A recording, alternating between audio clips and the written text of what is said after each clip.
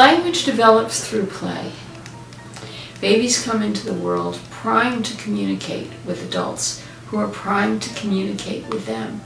When a parent holds a baby close and gazes into her eyes, she tends to start to tell the story, "Oh, you're so cute." And the baby might move her arms and legs in rhythm to the parent's voice.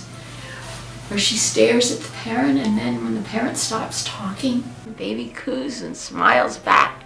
And the parent gets excited and responds. And the dance continues. And when babies get a little older, just a few months old, they start to babble, to play with the sounds of language. Very often, they respond as if the child is making sense.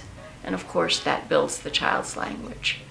What we've learned in recent years is that the more of these fun, interactive conversations that children get, the more words they hear when they're very, very young, the faster and more fully their language develops.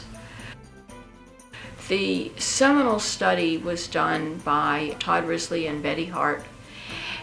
Todd Risley explained, after looking at the results, he distinguished between two kinds of talk.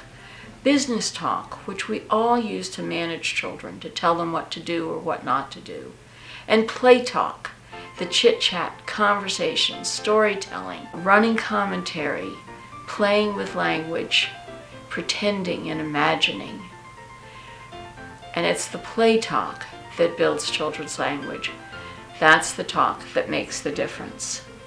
Because play talk is more responsive to the child and more engaging. It gets the child involved, but it's also richer talk.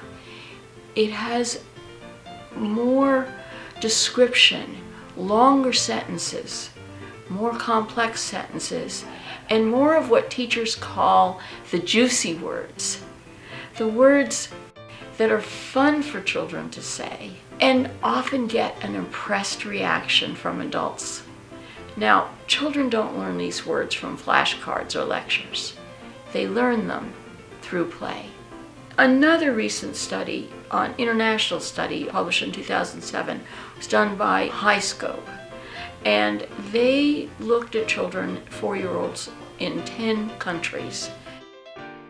And what they found was that in classrooms where children had lots of stuff to play with, and where most of their activities were child-initiated or took place in small groups rather than the teacher standing up in front of the class and organizing it, that cognitive development advanced much more quickly for those children between ages 4 and 7.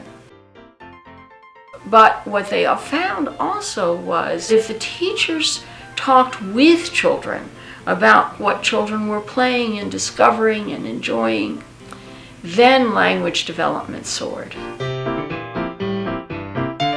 When we look at studies of how parents play with children or how they read to them, we find the same thing.